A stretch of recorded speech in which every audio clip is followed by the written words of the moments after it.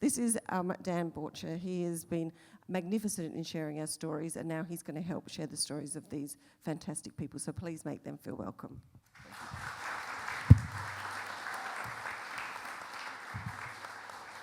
Well, welcome everyone, and thank you so much, Shelley, and for all the work that you do in elevating and sharing our stories. It is so crucially important.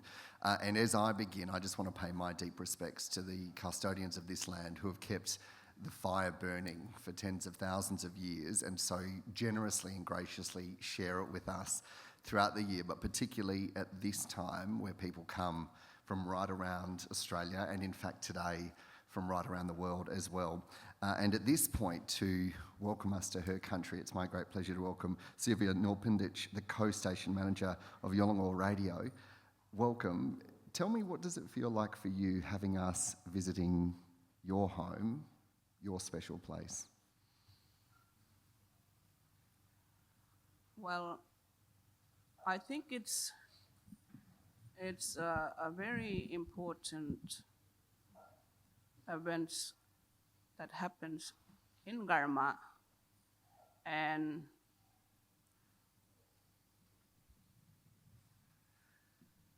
as a Yolgnu woman comes here as part of my job, I think it's important for my community, and not just Yolgnu, other Yolgnu in general.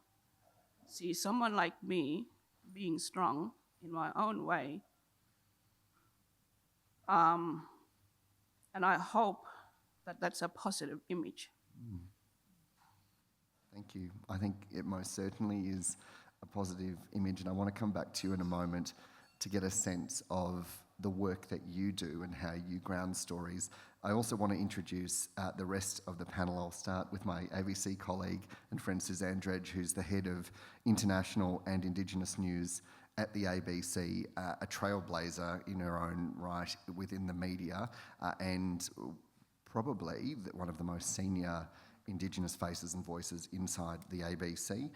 Natalie, Ahmat, who formerly I worked with, who used to be my boss when I was a very young TV journo at NITV. In fact, we had a great story sitting here before all the infrastructure was built of eating crab, sitting under an old tree, and I think you taught me how to crack crabs the way that they do, the top end way, because I'm from Tennant Creek, so it's a bit different. Natalie Ahmat is the head of Indigenous News and Current Affairs at NITV. Luke Pearson has worked in a whole range of different media organisations, including with all of us at the ABC, and is the founder of Indigenous X, a really important storytelling avenue on social media and in what different ways of telling our stories. And Leicholn McKellar is a visual storyteller, a photographer who tells really in a different lens, I think, to all of us. I just thought about that. So thank you all. Please make them all welcome.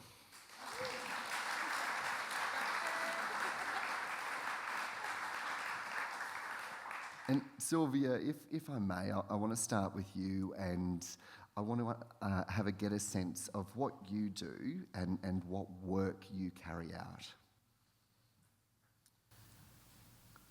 Well, my main role with ARDS stands for Aboriginal Resource and Development Services. I'm a senior Yolgnu radio presenter. And the work I do is very, very important because everything and anything happening on the regional level, national level, are not understood at the local level. That is where we come in, that is where I come in to break everything down with the support of my compassionate colleagues, and that's when we get to work. And they have to try and make me understand what we're talking about when it comes to anything in relation to government. And I have to make my community understand anything when it's happening with the government policies changing, and non-government too. And because when they are listening on a regional level or national level, watching a television, they have no idea what they're talking about. So that's when we get it to Garma, to our work, and try to get something happening, so that people in our part of the region can understand what the talk is all about. And really unpacking what is happening nationally and the impact and effects that it's going to have on the ground. I think that's where having a whole range of different perspectives is really crucial. Yes, I have to agree there, because when it comes back to us, because Yolgnu radio broadcasts in the major communities, 5, 6 major communities in Arnhem Land. Then it includes 14 homelands that is around, including Nulpinditj and Palmerston. Now, when I have to do my work as a radio presenter, I have to be really mindful about how I have to say, what language I have to use, and I have to be really careful when I am trying to let my community know about what's happening, because that's important. Because when I'm doing it, I'm doing my radio presenting through just one dialect, one language group, which is Dual, which is minority over here. But where I come from, it's the common dialect. But lucky over here, in the far northeast of Arnhem Land, people still can understand and talk in Dual. And that's very, very important, because there are more than between 10 to 20 different dialect groups, and Dual is one of them. And Dual is the one that we communicate with our Balanda colleagues in workplace. Yeah, thank you. Suze, for anyone who's not familiar about the work you do, can you give us a snapshot of the incredible breadth of responsibility that you have? I don't think we have enough time on this panel today, Dan, but I just want to acknowledge everything that you just said. The work that you are doing is incredibly important, and I think that every single journalist working in this space needs to remember our regional and remote communities. The way that we tell our stories, does it resonate with them? Do we need to be using language so they can understand the decisions that are made in Canberra, that are made in Darwin, that have serious impacts on their lives? We had a discussion yesterday. We are retaining so much knowledge here at Garma.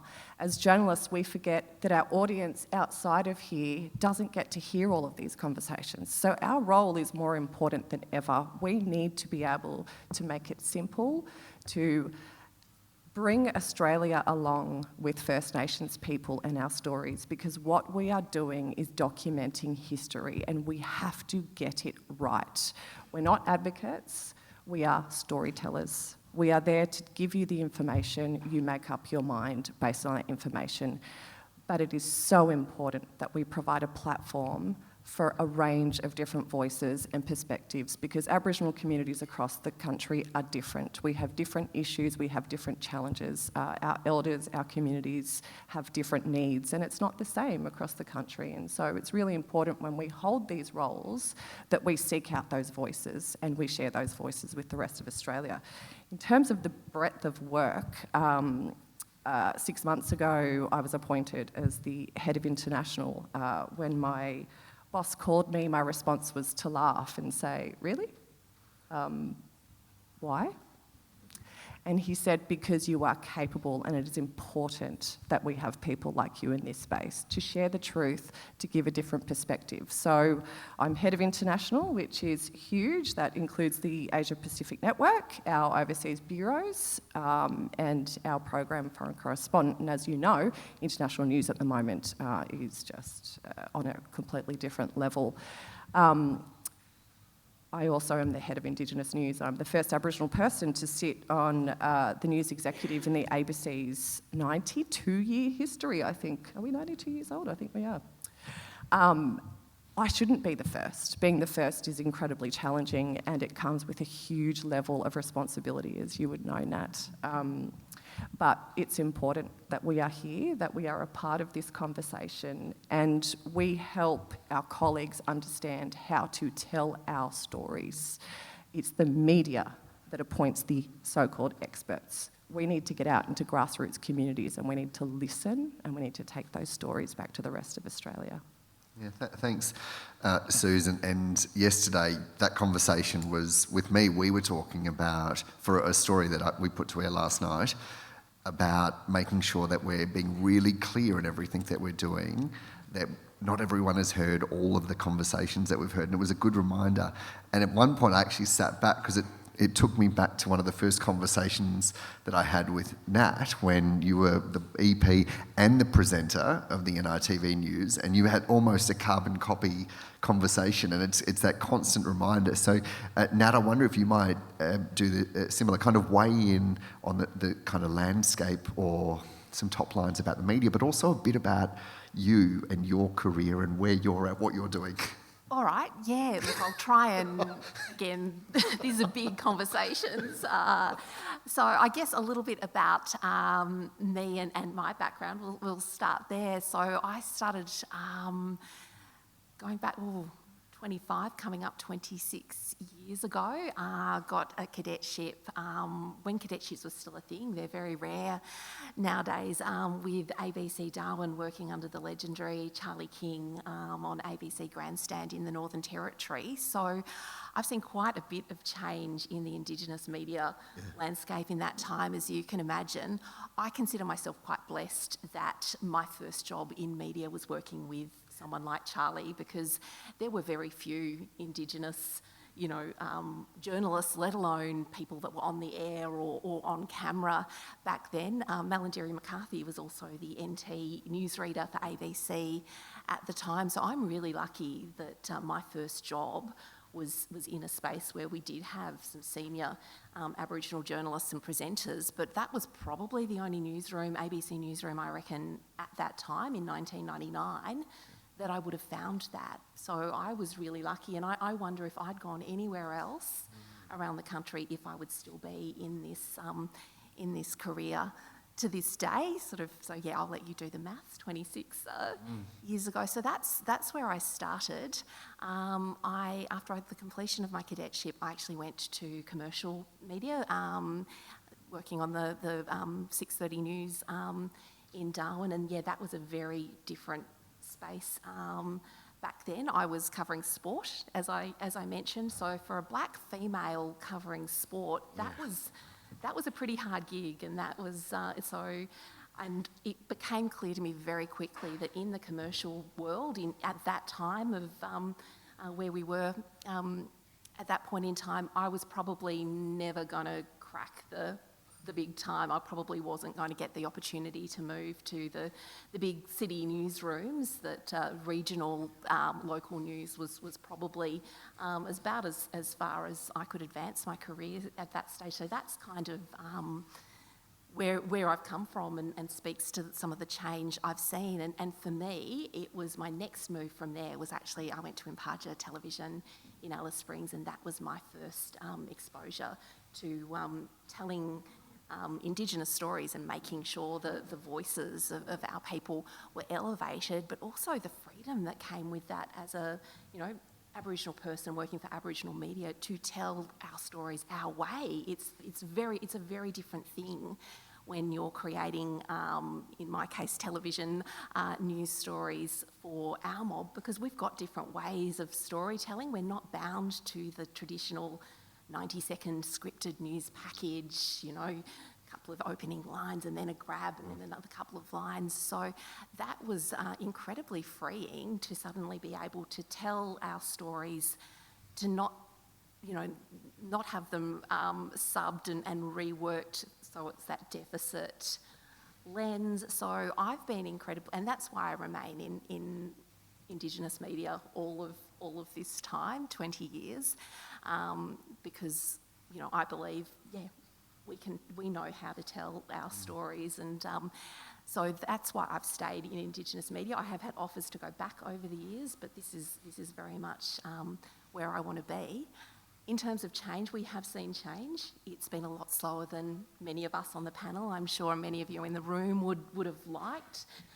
We are seeing more Indigenous journalists, you know, on the airwaves, whether that's on screen, on radio, certainly the digital space. We're seeing a lot of young ones coming through, and I'm sure you'll speak to that, Luke. So very, very exciting. We are seeing more making it into commercial television. You know, Brooke Boney started out on television with NITV. We like to claim we've got a few people we can claim. Luke worked for NITV as well. So it is exciting, but we do have a long way to go.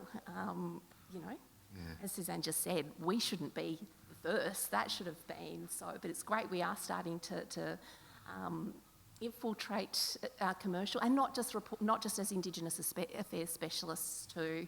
We should be able to report on, you know, it's great seeing Tony Armstrong doing the sport and Brooke Boney doing the entertainment. We shouldn't be pigeonholed to just talking about our issues too.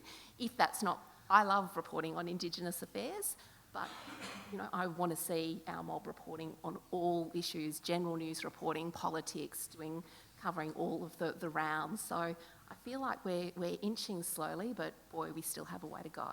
We can do lots of things. Yeah, and we've been having this conversation, well, for years now, haven't we? And I actually want to circle back around on that point once I've gone through the panel about kind of the what progress looks like and where to from here. But Luke, I want to bring you in, and same question about a bit about who you are and your journey and your kind of observations of the media landscape.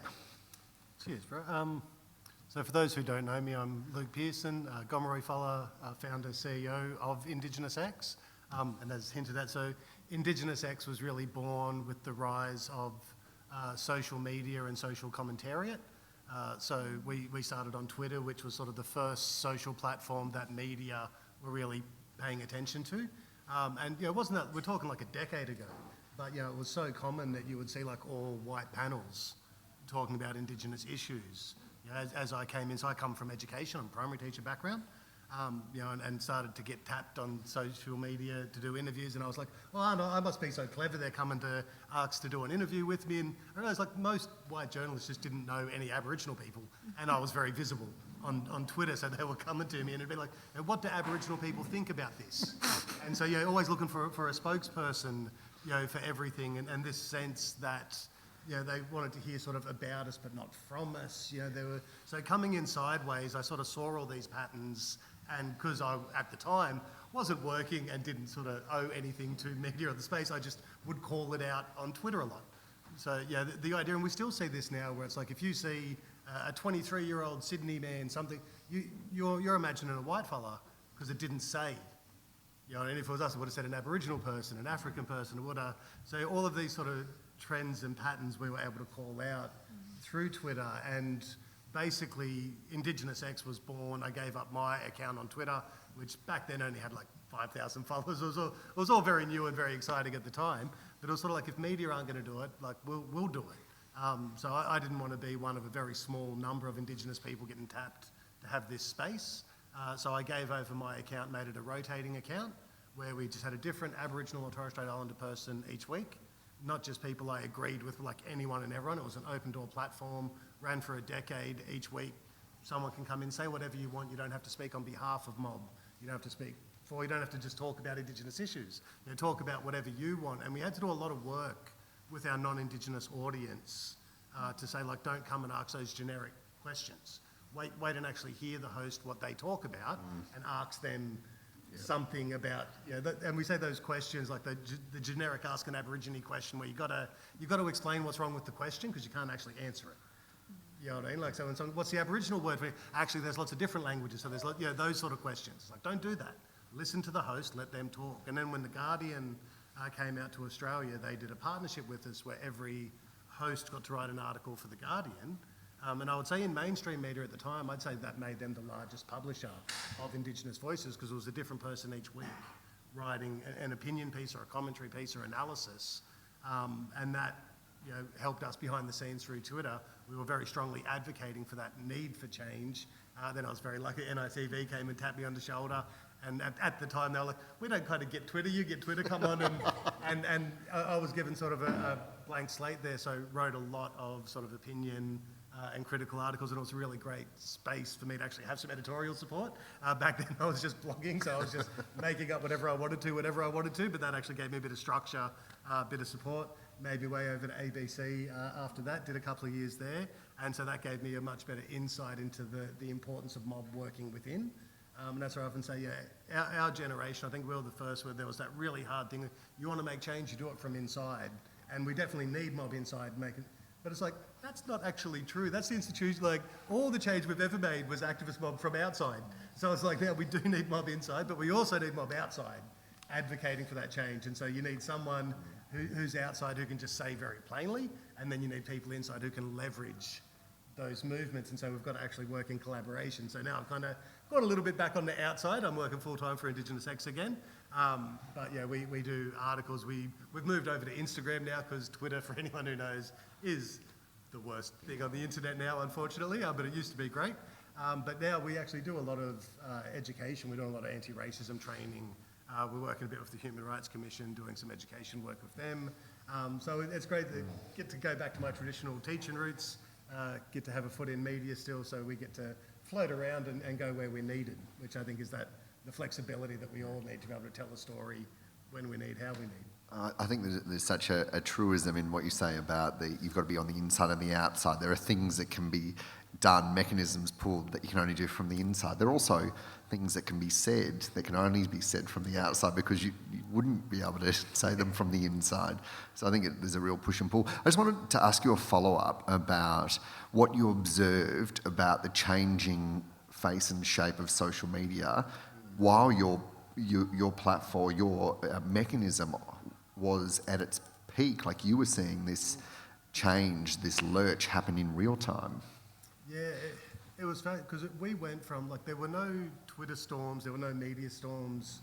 I think the real first one was during that whole Andrew Bolt era, for anyone who remembers, and then, media came real hard for Larissa Barrett, and there was a group of black fellas. We used to just sit around and talk nonsense, and then when media really came hard, one of us in that small clique, that was like, okay, this is a bit of a game-changing moment. And so for a while, people were real wary, real scared. We were talking about, like, I would say no to a lot of interviews then because it's like, I don't want to be the next one being on the front page of Sky, The Australian, wherever.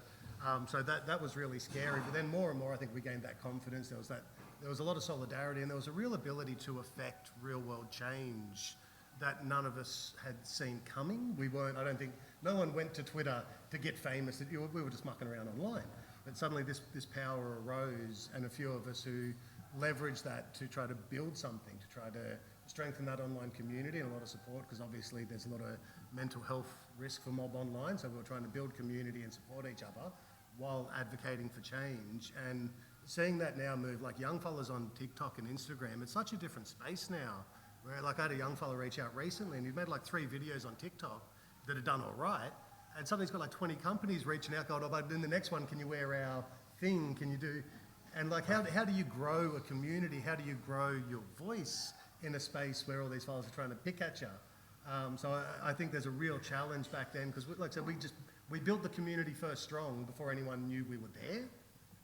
And I see that being really hard for young fellas to do now online. So I'm not sure how that's going to transition, but it still is such a powerful tool for change. And you can see there are a lot of ones who are doing it and are doing it real well, but it's different.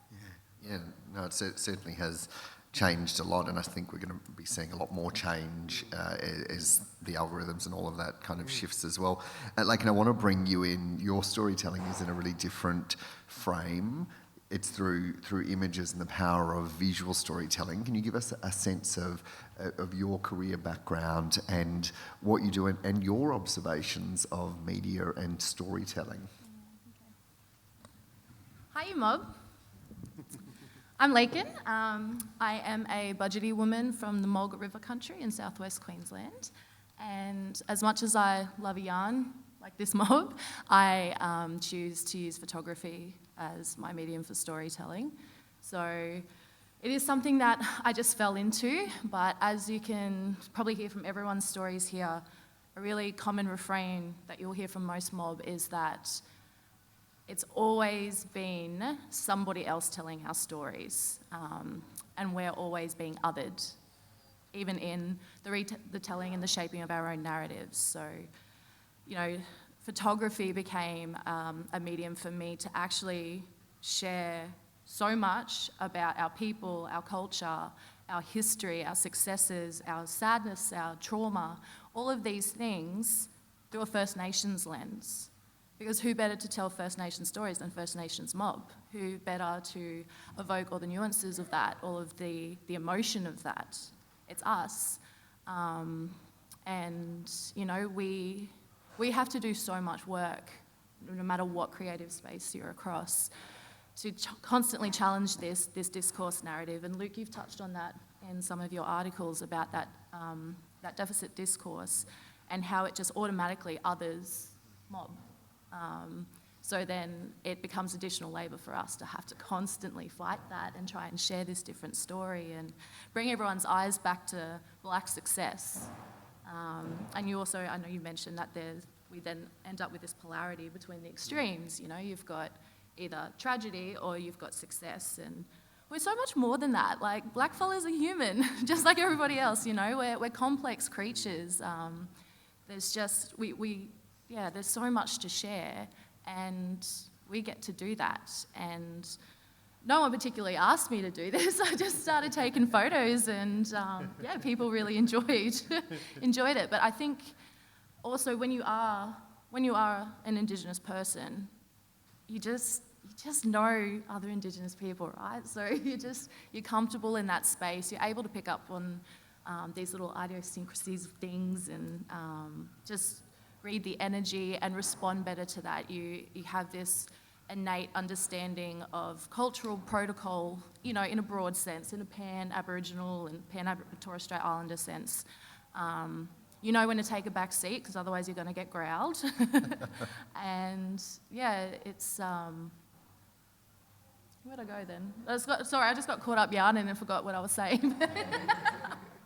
But yes. I think about the importance of centering storytelling was where you were. Yes. Were taking us. I love to share Black joy, because we don't see enough of it in the media. The dominant discourse doesn't herald that. It doesn't pinpoint that. And we got it, and we've got it in abundance. So that's what I aim to do with my photos.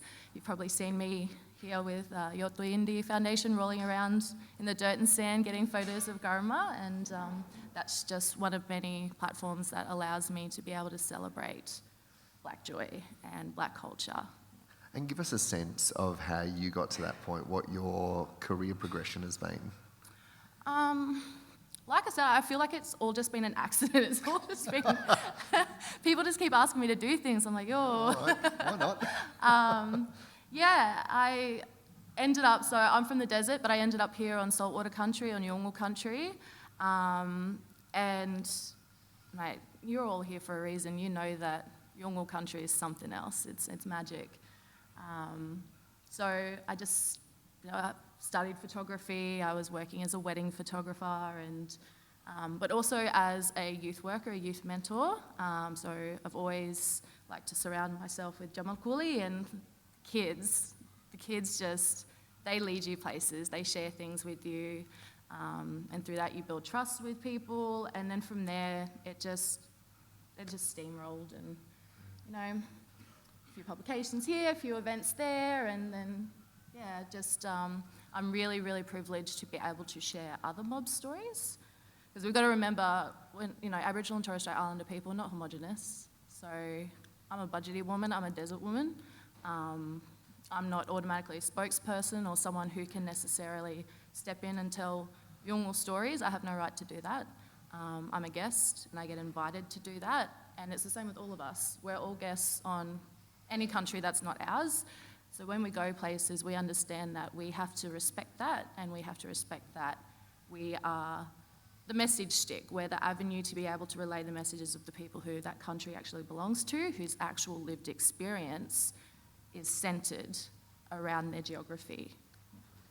Yeah, thank you. Sylvia, you were talking about that really important thing about centering voices and deeply listening to communities. How important is it for you as a Yolngu person to be at the centre of storytelling, of creating a platform to share stories and information back to your community? I'll have to take the story back. So Yolngu Radio and Creative Media is part of ARDS. ARDS, Aboriginal Corporation, are communication specialists, and it's all about Yolngu language, Yolngu culture, Yolngu law to help develop and empower Yolngu people. Now, ARDS organization is encouraging and empowering Yolngu Buyo, which is Yolngu methodology, to develop us Yolngu people to have set of skills. Now, yes, I have to agree because so much has changed in the mainstream media, showing all the yakamanymak negative stories about Yolngu people across the board. Now, we want to show stories, like you were saying, I have to agree, I fully agree with all of the panels here, that we are here to try empower our mob. And these stories could be happening here also in Arnhem Land and everywhere else in Australia. Now, much has really changed in our station, in our region with Yolngu Radio since I started working at ARDS. I am the first Yolngu person to be a station manager. Does that not mean that I fully know everything about how the structure has to go and works? That is why I have fully trusted Ngapaki, Bamara, Wawa, and Yappa that works alongside me. And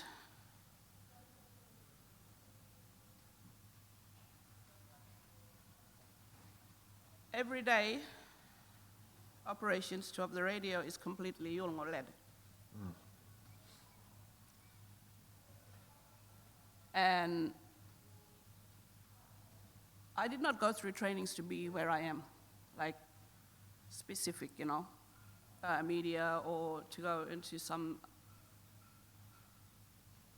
I don't know, we have Bachelor Institute. I've never done any trainings to become a radio presenter. This has just happened out of nowhere. One day I worked for ARDS, casual. One person believed me that I have more potentials, and I paid, I'm capable of doing things. And then she says, "Okay, what about you one day work for Yolngu Radio?" And I said, "That's not my plan. That's not, but never was part of my agenda. My passion was more into teaching. I always tell this to my colleagues. But the teaching, the fate took me, and it gave me another way or another platform to use in a social media and a radio platform to do my teaching. There was a point there that I want to pick up on, because it strikes me that most of the panel are at the front of the work that we do in leadership roles on air, in management, and the kind of running the structures in the storytelling.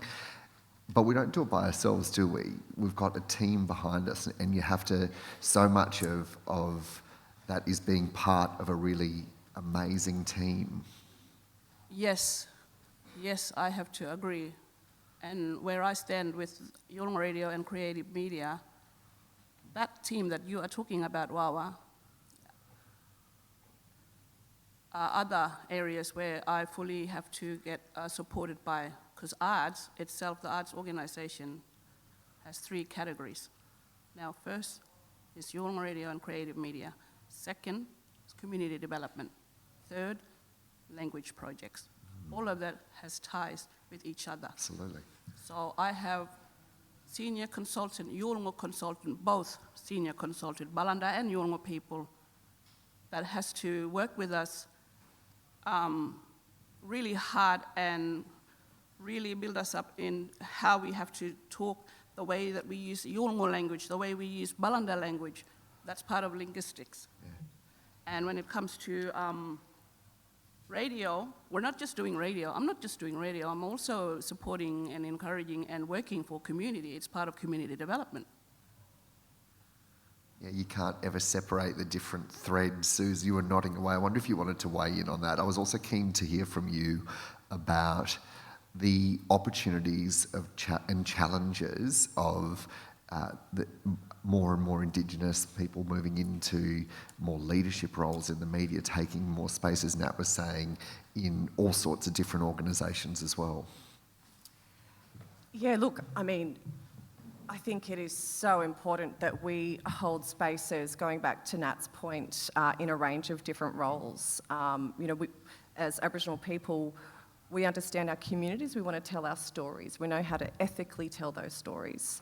But we also know how to do lots of other things. And we talk all the time in our newsrooms about the cost of living, aged care crisis, whatever it may be.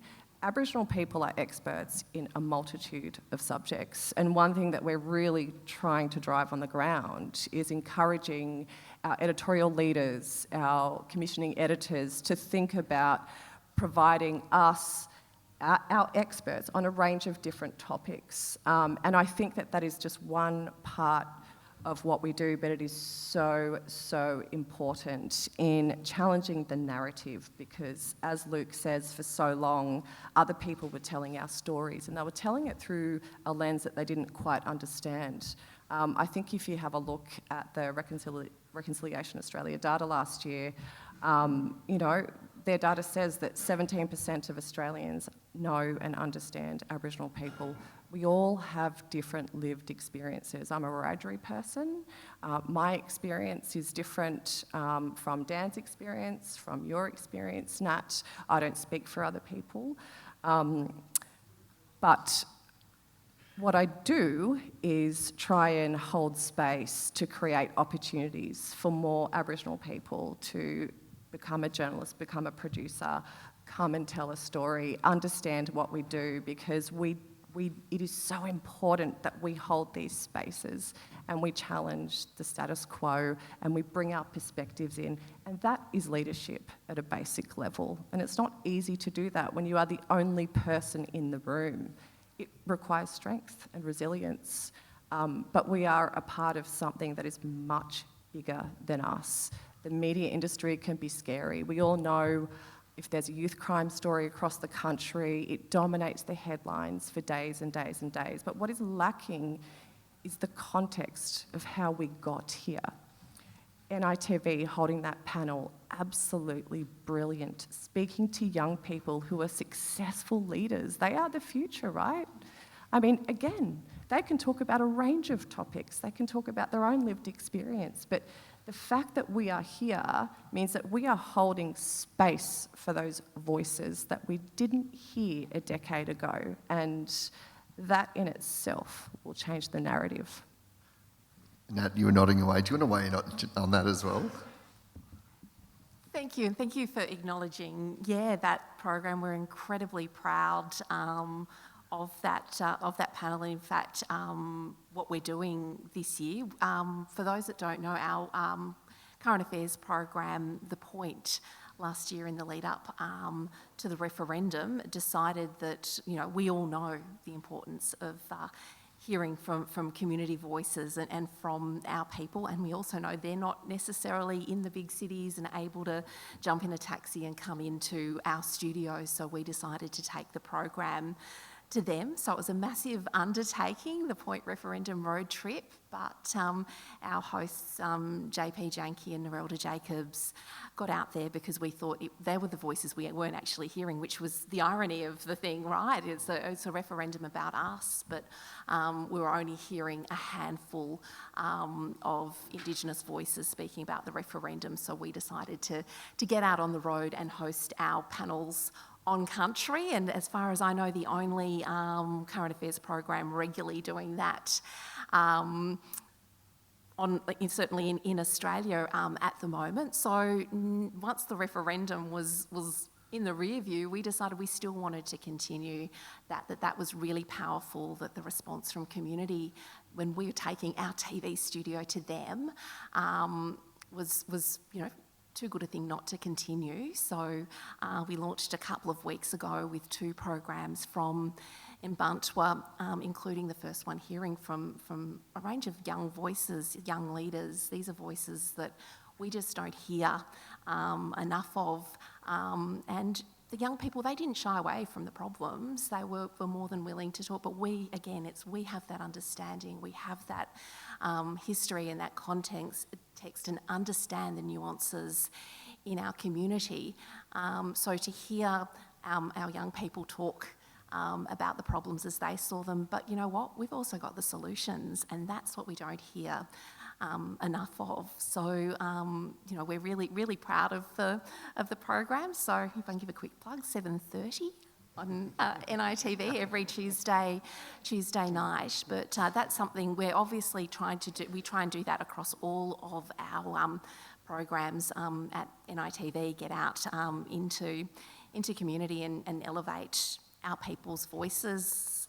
As we said, we're just the message stick, and we've got that amazing access and trust within our communities to go in and be able to help get our people's voices out there. But and I think the next step now, as we've sort of spoken about, is getting the mainstream to come along on that journey with us. And it's actually not that hard to find alternate Indigenous voices, and that's what's so frustrating. But as I said, that's where we at NITV went. It's obviously a little bit more difficult, but it's worth the investment to get out into community and make our programs on country. And in talking about one final point, it is a team of people too. How powerful is it? You can't be what you can't see. And when we're tucked away in a studio in Sydney or Melbourne, people can't sort of see. So we have some amazing Aboriginal and Torres Strait Islander people working behind the scenes on cameras, editors. There's a whole suite of other jobs, particularly in TV. It takes a lot of people to get programs to air. So to actually go out on country and for communities to see, wow, it's not, because not everyone is comfortable behind the microphone and hosting a program or wants to be a journalist, but there's a whole range of other jobs. So it's really important in terms of building that strong black media presence to be able to see there's actually a whole range of jobs in television that and if you see the power I've witnessed here at Garma over the years, when people see a black fella wielding the camera, they'll race up and look through and I like to think, maybe in 15, 20 years' time, that young person will be part of NITV or ABC crews here covering Garma and other things. So it's all about the more people we have in the industry, the more we can affect those changes with the management and the editorial decisions that are being made as well. So so as I said, we love getting out on country, and it's fun too. It's amazing to get to come to Garma, right? Absolutely, it's such a powerful point, and it really struck me. I was watching the NT 7pm news last night, hosted by an Aboriginal fella, the 2 lead stories by Aboriginal journalists with a majority of Aboriginal talent, talking about politics, about racism, about policing, all of these different issues. And it struck me that wasn't something that I would have seen when I was starting with you 15 years ago or so. But Luke, I want to bring you in on the point that Nat was making about the referendum discussion and the coverage, and about how that played out, and maybe observations around the media's broad role in that. Yeah, we took a slightly different tact on our coverage of that. Didn't do a lot of coverage, to be honest. It was one of those ones I knew it was going to be very heightened on both sides, and that's where we tried to look for some real alternate voices, giving some real critical consideration, insights into how campaign was being run, broader future generational thinking, and it was tricky. Anytime you sort of went in the middle, it was like hard yes mob didn't like you because you weren't hard yes, hard no mob didn't like you, and we were looking for those middle grounds. And towards the end, I mean, one of the articles that I was writing about was just telling mob, was like, whether you're on the yes or no, there's a lot of white fellas sort of popped out of nowhere, being on both sides. And it was like, tomorrow they're going to go back. They're going to go back. We're going to be left here. So mob who are fighting with each other, it was like, we're going to have to come back together. And so we were really just seeing that division and how hard that was. But trying to have real nuanced conversations was damn near impossible in that space. But with Indigenous X, I think one of the good things about us is people know that's what we do. Yep. We did that when it was recognised. We did the same when it comes, and there's got to be somewhere that still holds space for that. But it's a lot of burden that comes speaking for, and I think going back to community radio, have always been so good at this, and the challenge of bringing mainstream media on. So often I've been in media conversations where it's like, it's only 3%. We've already got the 3%. They sort of take us for granted, and then go, but we've got to go for the 97%. But we pretend like it's either you've got to go for the 3 or you've got to go for the 97. And it's like, you've got to put them in a straight line. If you want to get to the 97, you've got to go through the 3. Because it's got to make sense to mob, it's got to be true to mob, it's got to speak to mob, got to follow protocol, be respectful, and then... And there are so many, I think, non-Indigenous people who are looking for that. And that's why we say, we always write for Indigenous people. Sometimes I write at white people with a very, but it's still, when I'm doing that, I'm still writing for mob. Yeah. And so whatever the conversations we have, I think the more we can be true to that, there's no conversation that can't be had as long as you stick with that. But it was a difficult space for everyone working within the referendum. And then, we were talking about, we really needed that time at the end of that, after that, to go, what happened, why, where's everyone going, what are we going to do next? And that obviously didn't happen. And I mean, fairly legitimate when you've got a genocide going on in the other part of the world like that. There was no moment for pausing, for reflecting, for healing, for saying what happened and what are we going to do. And I don't think we're going to get that. So for a lot of us, that's just left this big hole, and I don't know, where that's going to go. But I think that's a huge challenge going forward. Yeah, how do we navigate that, or even start to think about that when there was such a fractious debate and so much anger and fury from so many parts of our community, and a huge level of distrust as well? Is it our responsibility to navigate that? Or is that just another added burden for blackfellas? Look, everyone here is working to try and tell stories, right? We're storytellers. As Suzanne said, we're not advocates necessarily in that. We're still opinionated because we're black, we can't help it. I think just as long as, like I said, we're holding space for other mob, we're remembering that our voice is not the only voice, is not the most significant. We're not here to speak over anybody. And that we're continuing to try and empower each other, challenge colonial tropes, continue to fight the system, guys. But I don't take photos with any intent to dismantle any systems. I do that in other ways, but I take photos for my people. That's it. I take photos that bring mob joy, that bring other people joy, that challenge people's thinking. I'll share a little story with you. I did I had an incredible opportunity to work with families as first teachers for the Northern Territory 40th anniversary of Territory Day, and we did this 10-week project where we would just visit families on country, mostly around Yirrkala, and just take family portraits. And most Yolgnu haven't had the chance to have family portraits taken. So it was really beautiful. There were a lot of really emotional moments, a lot of connection. I went with sisters who hadn't visited places in 40 years. I hadn't been there since they played as a kid, and they were still sitting there and fighting one another just like they were 6 years old again, you know, and I got to capture that. And we had this incredible exhibition in Yirrkala, and the whole community turned out to witness that and be a part of that. And in the midst of all of that beauty, there was a comment overheard about how the photographer had managed to make it look like black fathers love their kids. So this is what we challenge, this is what we live with every day. This is the thinking, the racism that is entrenched.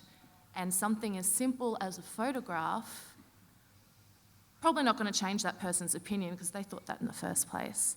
But I don't care about that person, because everybody else around it had goosebumps and felt something because they saw a black father loving his child, and that's what they expected to see.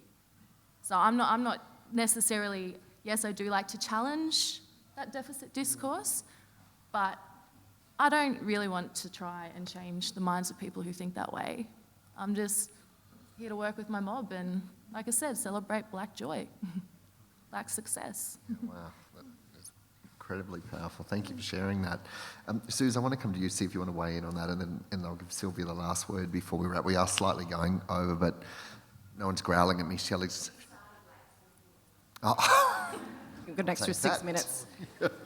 You know, this weekend there's been a lot of conversation about Makarrata, about truth-telling, and as journalists, we are truth tellers. That's what we do every day. That is an incredibly powerful, privileged position to be in, and that is why we're not advocates, because we don't make decisions based on other Aboriginal people when we are telling their stories. We sit, we listen, we fact check, we give them space to tell stories. One of the biggest things that needs to change in media, mainstream media, is if there is a story that you are telling that involves Aboriginal communities, ensure Aboriginal communities' voices are first. Grassroots. Go and speak to the people who are living and breathing it. Do not go to the politicians first. Absolutely go to the politicians. Ask them the hard questions. Hold them accountable for the policies that have contributed to some of these failures in our communities. But give them the space. Tell the truth. Give it to their audience. Let them make up their own mind. But that is who we are. We're truth tellers every single day. Yeah, and that important point of us collating the information and putting it out there to let people make up their decisions for themselves. Sylvia, I want to close out with you, and we've been talking a little bit about deficit. I want to talk about achievements. What are your favourite achievements that you're proud of, that you wanted to share with us? Well, I have two stories to tell and share my favourite its achievement. First, I want to point out that I'm not just a station manager. I have been a program hosting for 6 to 7 years, and my show is called Dao Show. Now, this is a Yolgnu style investigative journalist program, which gives deeper story on topics that interests me and matters to me. They may interest and matter Yolgnu people. Apart from that, the biggest highlight of history making, and I'm still actually absorbing that concept of that, is a story have been the AFL Garma with Yolgnu Radio, and I've been doing that recently, and I became the first Yolgnu Mialk to commentate AFL match in Yolgnu Matta. That was in the MGC MCG football ground. And I tell you, it was the biggest challenge in front of 80,000 extra, including viewers. Yeah, people. And during that time, the project, we made our own documentary and we sold it to AFL. And that's achievement plus challenge. And it's something that it will take a lifetime for me to say, okay, I did that. Because of the fact that someone said to me, don't go and see the comments. I don't care, because whoever was so negative about what we did had no idea that I had 2 pieces of papers in front of me, the 2 information of the football teams and their positions. Lucky I know AFL rules. Lucky I follow. And I'm a Lions fan, lucky. Oh, me too, of course. And plus, because where I come from, Millennium community, which is also has its own highlights, with the tradings with the McKessons, first establishment community into a mission into a community in the early days, 100 years ago, and it was the first Royal Australian Air Force base, secret base that is, and just learning about the background of the community only inspires people like me to go and see more further and meet, Ballanda people somewhere in the middle, or probably even past that, we're already. And that's, achievement itself. Absolutely. Yeah. And I still don't believe today that it was a groundbreaking history. Well, what a perfect story and reflection. Thank you.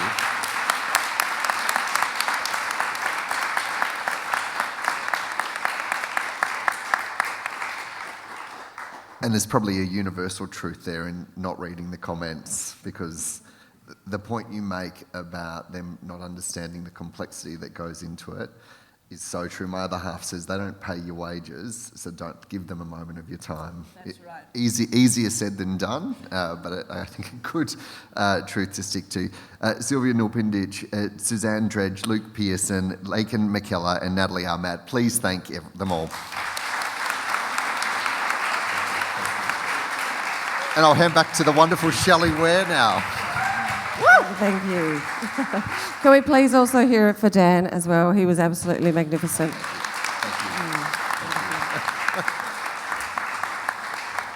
I've had a wonderful 20 years career in media, live television, 3 TV shows and 7 NITV and SBS, and hearing your stories, we're still there, and unfortunately what Natalie said, the pigeonholing and the whole, we've got a long way to go. I was offered Tony Armstrong's job and I didn't want to do sport anymore, but there's no hole anywhere else in those pegs for me to go. So, it's interesting where they put us, and I hope that through your stories that you can open and change those little square and reg pegs for us as well. So thank you very much. And when Yolgnu Radio went to AFL, because a lot of my time was in AFL, when Yolgnu Radio was talking about AFL, it was one of the greatest things and developments in the game. So I was really proud of you in that moment. So thank you, everyone. We're going to be back with a short break, and we'll see you soon.